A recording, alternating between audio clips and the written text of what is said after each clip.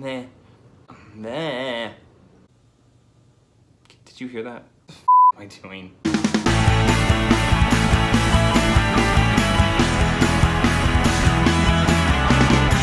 Hey everyone.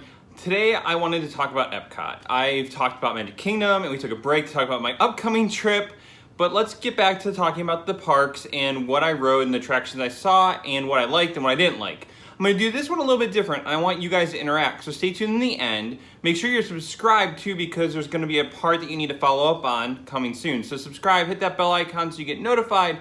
Follow me on Instagram and Twitter so we can interact a bit more. I post some things there that I don't always talk about on my YouTube channel, so make sure you're following me out there. Let's dive right in, okay? So EPCOT is not as ride heavy as Magic Kingdom, so this is going to be one video. We're going to try and get through these pretty quick.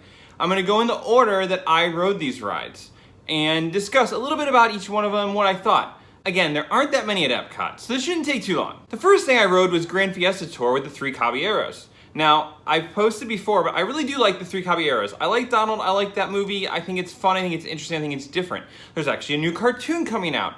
There's been rumors that they're gonna retheme this ride or the Mexico Pavilion to fit Coco. Now I'm curious, because if there's a 3 Caballeros cartoon, they become a little more relevant.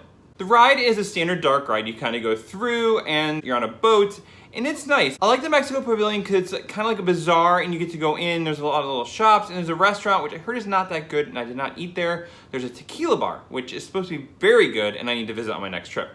But the ride's good. You get to cool off a bit and you ride through, and Donald, you're watching them go through this little story, and there's some clips from the film, and it's just a good Mexico overview, kind of like the movie is. The next thing I rode was Test Track, and I lucked out because I had a fast pass because it was about to rain, so we wouldn't have gotten to go.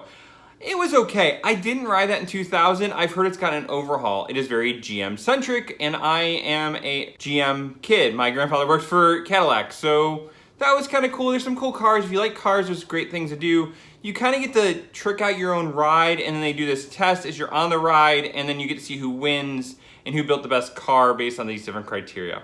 It's probably not something I would do every time. It's an okay ride. It's more popular than I would expect it to be for what it is. So you do have to wait. I do recommend getting a fast pass for that one. Then I went and rode Mission Space, and I did the Earth segment to this. Now again, I had never ridden this one, and I wasn't feeling very great at the end of the day, and so I didn't want to do Mars, which I heard was the more intense one, so I'm like, well, let's try Earth and see how that is. It was okay. It is very odd to do on your own. You get paired up, and if you don't interact with your group very much, then it's a little bit less fun because you are paired up into groups of 4 or 3. I was with a group that I didn't interact with at all, and so it just didn't add to the enjoyment of it. I didn't hate the ride. I thought it was an interesting experience, but I'm not sure if I would do that again solo. I think I'm gonna try Mars and just to see what it's like.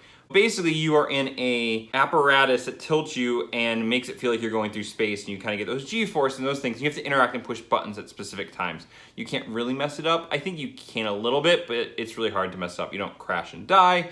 That's not a very Disney-like thing to do.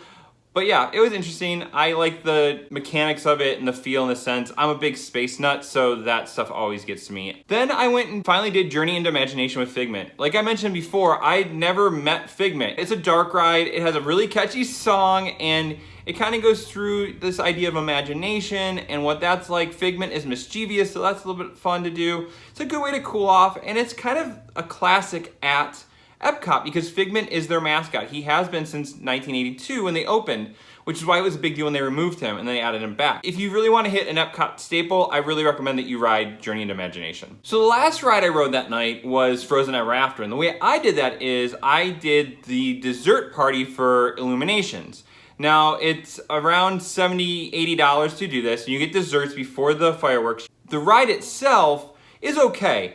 I don't remember Maelstrom, what it replaced. It's the same track, and they use it in an interesting way. I wish I remember that ride because there's one spot in particular where it's the Let It Go scene, and you see Elsa, and then all of a sudden you go backwards from her. And I find it interesting that they built that into the ride and part of the story. The animatronics are great. They're the newer version of animatronics.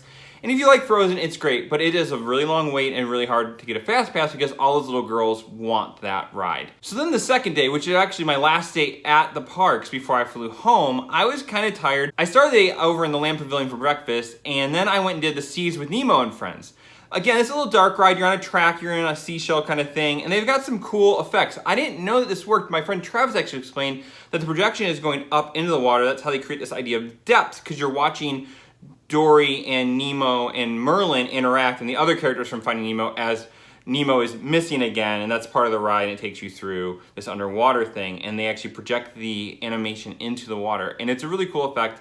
It's got some neat lighting tricks in the queue as well. It is a good one for little kids. The Seas Pavilion is just really neat because it has all those aquariums. I think it's the second largest aquarium in the United States at this point. It used to be the largest. It is just a really neat experience, and you could spend almost a whole day in the Seas Pavilion. I did not spend nearly enough time there, but I did go after that to Turtle Talk with Crush. I was really surprised. I didn't know what it was. It is kind of a show. You sit down, but there is an animated puppet of Crush from Finding Nemo, and he actually interacts with the kids, and he has the mannerisms down. I'm guessing there's some kind of vocal manipulation that makes him sound like Crush, and there's a cast member behind operating the puppet, but he will point to the kids, and the kids get to ask him questions, and he gets to respond in step to what they ask. It is a really fun experience. I was there as an adult, feeling probably a little bit creepy, but I really enjoyed watching the kids interact with this animated puppet. If you have a kid that is under 5 or maybe even under 7, they will probably have a lot of fun at this experience. So after that, I headed back up to the entrance and did Spaceship Earth. Now, Spaceship Earth is in that sphere that you see, that the EPCOT sphere, right? Everyone knows what that is. That is the symbol of EPCOT. And it kind of takes you through technology through time. And they've revamped it since 2000. And Judi Dench is the voiceover now. They have some animatronics, and it kind of takes you through this idea of technology and gets you ready for future world and where it might be going and how that is played out through history. And it's a really cool experience. And you actually even get to answer some questions about yourself at the end on a screen, and it kind of shows you what your life might be like in the future. I like that a lot. I think it is something that if you go to EPCOT, you really have to do, and it is just a staple ride of EPCOT. It has been there since day one. So after that, I wanted to go walk the World Showcase one more time. I wasn't really sure what I was gonna do. It was very hot, and I kind of had it at that point. I was tired, I was ready to go home. I didn't know what I wanted to do, but I made my way over to the Canada Pavilion, and I never actually walked back there. It is this great pavilion with great landscaping, beautiful flowers, beautiful design, and inside there's a show with Martin Short. And he takes you through, and it's an OmniVision, so there's this 360-degree screen, and they basically, it's all these cameras were filmed in a full circle, and that is what they show up there for you. It takes you through some things about Canada, things that I knew and some other things I didn't know. The last ride I rode was Soarin' Around the World. Now, I'd ridden Soarin' over in Disneyland, and I really loved it. My friend Jonathan said I had a religious experience on this ride. It was one of the first rides I remember after not being at a Disney park in so long that involved sight, sound, and smell, and it really enveloped you in this ride. And basically, you're in this apparatus off the ground, and it's shot in a way that you feel like you're flying through, in this case, the world. In California, it's over California. I really love that ride. It is something that I enjoy doing all the time. It is a very hot ticket ride, so make sure you fast pass that one. I'm interested, if you've ridden both Soarin' over California and Soarin' Around the World, which one do you prefer more? I'll leave that in the comments.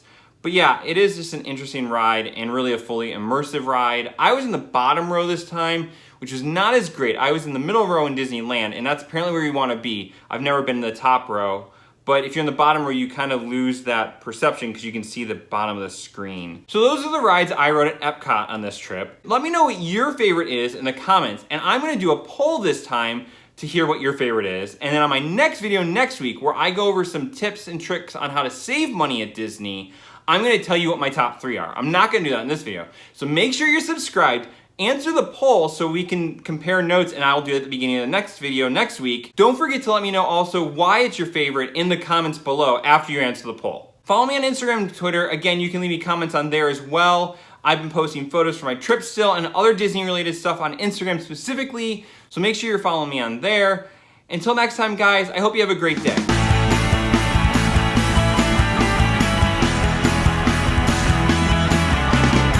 And inside there is a show with Billy Crystal, or is it Martin Short? I think it's Billy Crystal. Might be Martin Short.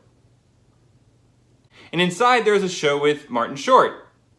I'm covered for both.